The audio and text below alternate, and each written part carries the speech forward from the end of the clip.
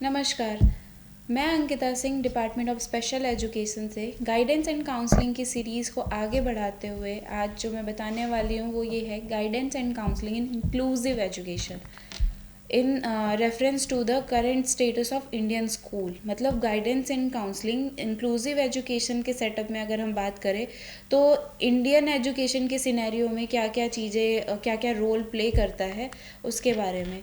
तो सबसे पहला जो हमारा इंक्लूसिव एजुकेशन है उसका एम क्या है, क्या होता है इंक्लूसिव एजुकेशन ये है कि जिसमें कि हर कोई इक्वल राइट होता है सबका पढ़ने का। मतलब कि वो या तो मेल फीमेल कोई भी जेंडर का हो या फिर कोई किसी भी डिसेबिलिटी का हो, मतलब डाइवर्स एबिलिटी जो है डाइवर्स नीड को कैटर करते हैं। इंक्लूसिव एजुकेशन का एम होता है कि इक्वल अपॉर्चुनिटी प्रोवाइड करना सभी के लिए, सभी चिल्ड्रंस के लिए, सभी इंडिविजुअल्स के लिए with diverse ability and needs, उनके नीड्स को कैटर करने के लिए।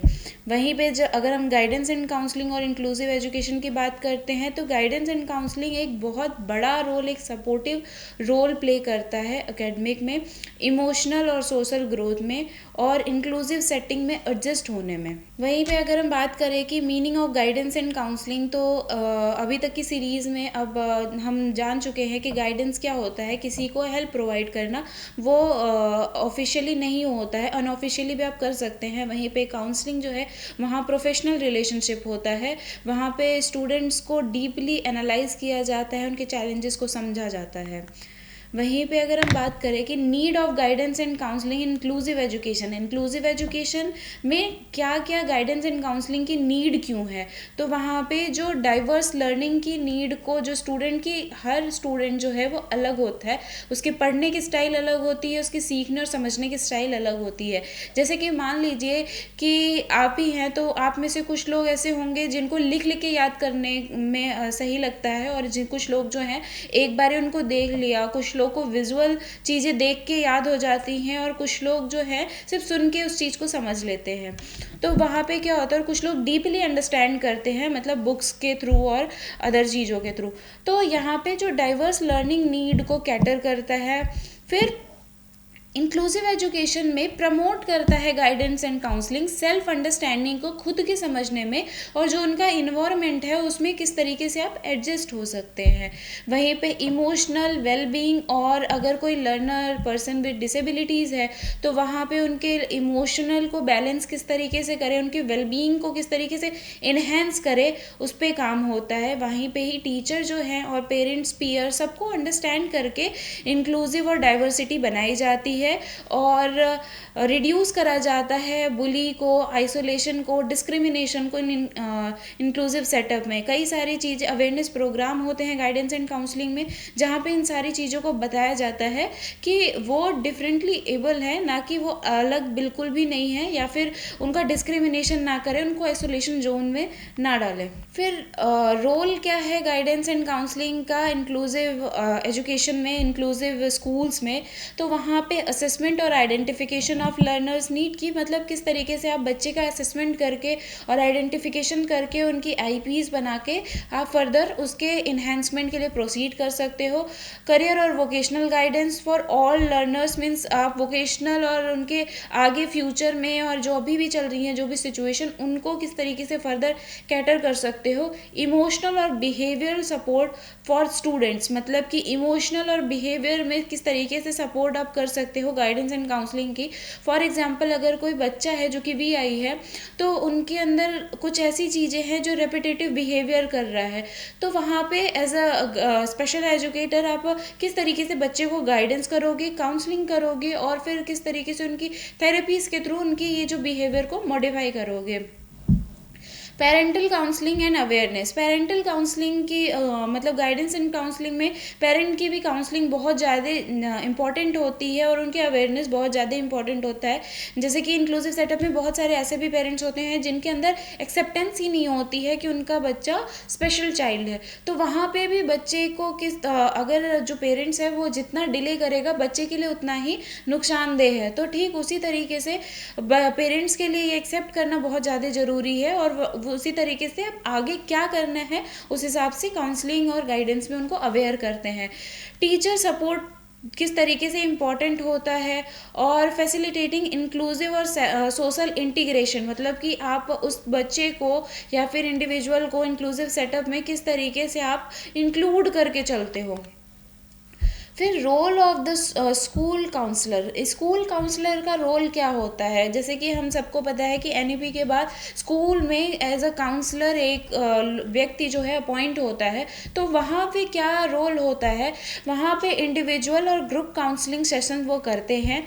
जैसे कि मान लीजिए कि एज अ स्पेशल एजुकेटर आप स्कूल में गए, आपको कुछ उस बच्चे पे डाउट है, उनके बिहेवियर में डाउट है या फिर कुछ ऐसी चीज़ें हैं, तो वहाँ पे आप क्या करोगे कि आप उनको काउंसलर के पास भेजोगे सेशन के लिए।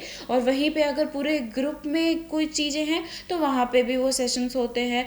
Collaboration with teacher and special educator, counsellor क्या करेगा, स्पेशल एजुकेटर को भी साथ में लेगा और साथ में जो उनका जनरल टीचर है उनको भी कोलैबोरेट करके बच्चे की आईईपी बनाएगा और एक ऐसा इंडिविजुअलाइज एजुकेशनल प्लान बनाएगा जिसमें कि उनकी नीड के अकॉर्डिंग चीज़ें मॉडिफाई हो और चीज़ों को दिया जाए। वहीं पे कोई भी क्राइसिस हुई है किसी के साथ, या लाइफ स्किल को किस तरीके से इन्हेंस किया जाए, और पॉजिटिव मेंटल हेल्थ को, इंक्लूसिव वैल्यूज़ को किस तरीके से इंक्रीज़ किया जाए, उन सारी चीज़ों में काउंसलर का रोल होता है स्कूल्स में। करंट स्टेटस की अगर हम बात करें गाइडेंस एंड काउंसलिंग की इन इंडियन स्कूल्स, तो गाइडेंस एंड काउंसलिंग जो है कई सारी मतलब कई सारी चीज़ों से रिकॉग्नाइज होती हैं। जैसे कि नेशनल एजुकेशन पॉलिसीज़ 2020 में, वहाँ पे क्या होता है कि यहाँ पे एक मैंडेटरी, मान लीजिए कि एक मैंडेटरी कर दिया गया है कि हर स्कूल में, चाहे वो गवर्नमेंट हो या फिर नॉन गवर्नमेंट हो, वहाँ पे एज अ काउंसलर होना चाहिए। नेशनल करिकुलम फ्रेमवर्क एनसीएफ जो 2023 में जो रिवाइज हुआ है, वहाँ पे भी गाइडेंस एंड काउंसलिंग की बात करी गई है। आरपीडब्ल्यूडी एक्ट 2016 जो है, right of person with disability act, उसमें भी गाइडेंस एंड काउंसलिंग को इन्हेंस करने की बात की गई है। और यहाँ पे क्या होता है कि इनको वाइडली इम्प्लीमेंट करना चाहिए अक्रॉस द स्कूल, मतलब कि ताकि जो बच्चे हैं, जो स्टूडेंट्स हैं हमारे, वो अच्छे तरीके से सीख और समझ सकें। करंट सिनेरियो की अगर हम बात करें तो प्राइवेट स्कूल में काउंसलर होते हैं, बट बहुत सारे गवर्नमेंट स्कूल जो होते हैं वहाँ पे फुल टाइम के लिए ऐसे काउंसलर प्रोवाइड नहीं करे जाते हैं।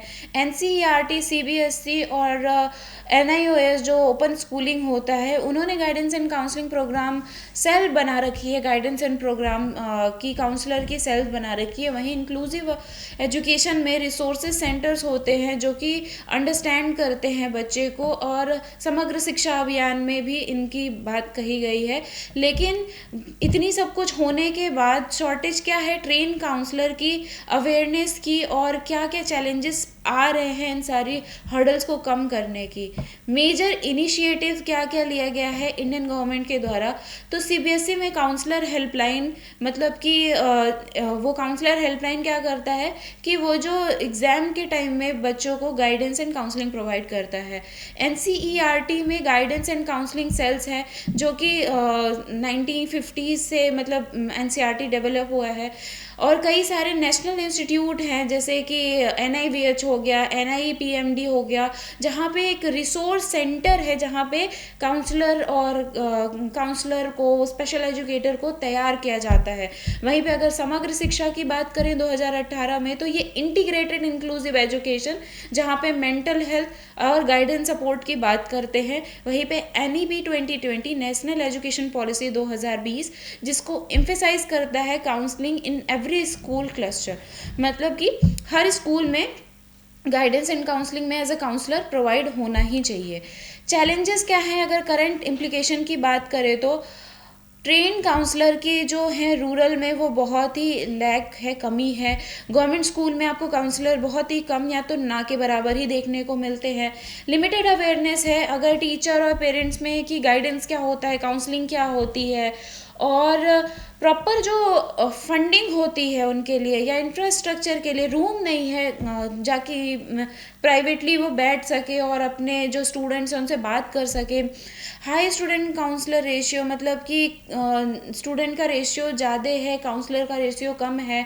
और जो आपके मेंटल हेल्थ को लेके जो एक स्टिग्मा है कि काउंसलर के पास क्यों जाते हैं, क्योंकि पागल है, मतलब एक जो टर्म दिया गया है पागल का, कि मेंटल हेल्थ के बारे में जो जागरूकता है वो बहुत ही कम है। ये एक स्टिग्मा है जो अराउंड मेंटल हेल्थ के बारे में बताई जाती है। तो इसलिए भी कहीं ना कहीं लोग उससे बचते हैं कि काउंसलर के पास ना जाना पड़े। काउंसलर मतलब उनके लिए ऐसा लगता है कि वो पागलों का डॉक्टर, जो कि ऐसा जनरल वे में, जनरल टर्म में बोला जाता है, बट ये बिल्कुल गलत है। अगर आपको किसी चीज़ का प्रेशराइज हो रहा है, बहुत ही माइनर माइनर सी चीज़ है, आज की जो लाइफ स्टाइल है वो हम बहुत ही फास्ट लाइफ में जी रहे हैं, हमें चुटकियों में सारी चीज़ें चाहिए, तो वहाँ पे हम अगर काउंसलर के पास जाते हैं तो वो बिल्कुल ही नॉर्मल सी चीज़ है। सजेशन क्या क्या है गाइडेंस एंड काउंसलिंग का, कि include counsellor post to in all the school, या तो वो गवर्नमेंट स्कूल हो या तो नॉन गवर्नमेंट हो, इन सब में काउंसलर की एज अ पोस्ट होनी चाहिए। प्री सर्विस और in service training for teacher, मतलब कि ये जब ट्रेनिंग टीचर प्री सर्विस में भी इन सर्विस में भी गाइडेंस एंड काउंसलिंग किस तरीके से करते हैं, क्या होता है, इसको इंट्रोड्यूस कराना चाहिए।